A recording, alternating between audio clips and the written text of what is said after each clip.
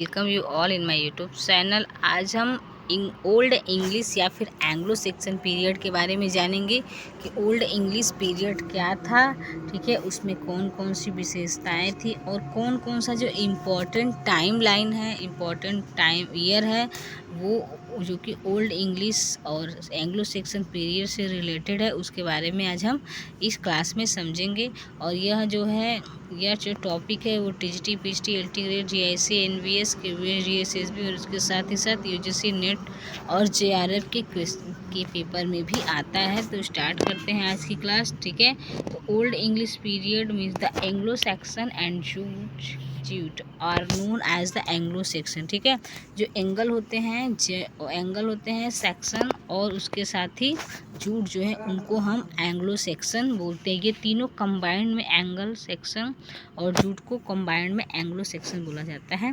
The Angles and the Saxon tribes were the largest of the three attacking tribes and so we often know them as Anglo Saxon, ठीक है। जो Anglo Saxon में ये जो तीन tribe थे, ठीक है, एंगल, सेक्शन और जूट, ये तीनों जो है वो सबसे बड़ी जाति थी, जो कि जनजाति थी, जो कि अटैक करती थी, जो लैंड है प्रॉपर्टी पर अटैक करती थी, और इसीलिए इनको हम एंग्लो सेक्सन नाम से जानते हैं।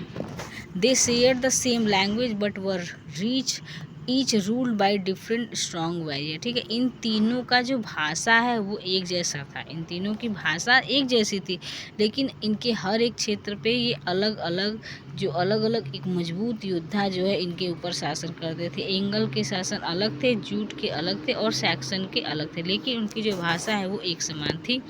This period encompasses literature written in Anglo-Saxon during the 600 years. ये 600 साल का लिटरेचर इस पीरियड से रिलेटेड होता है। The Anglo section chronicles is a collection of early English history, ठीक है।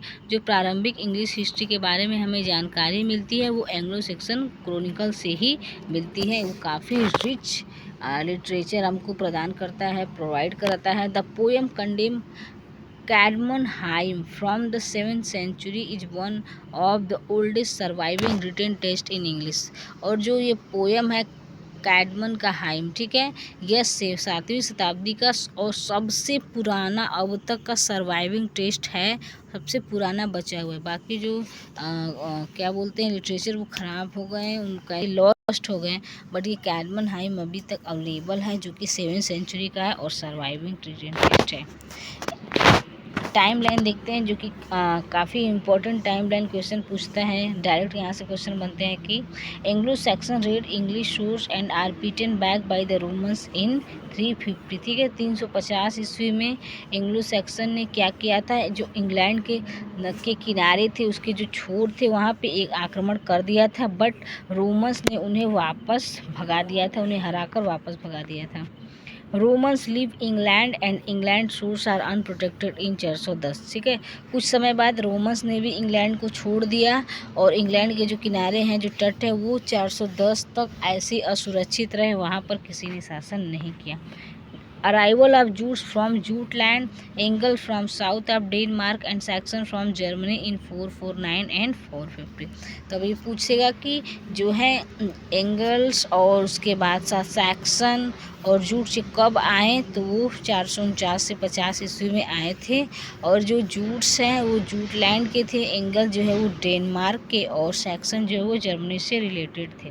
द फेमस नॉर्मन कॉन्क्वेस्ट इन 1066, ये फेमस नॉर्मन कॉन्क्वेस्ट कब हुआ था, तो 1066 में 1066 में यह लड़ाई हुई थी।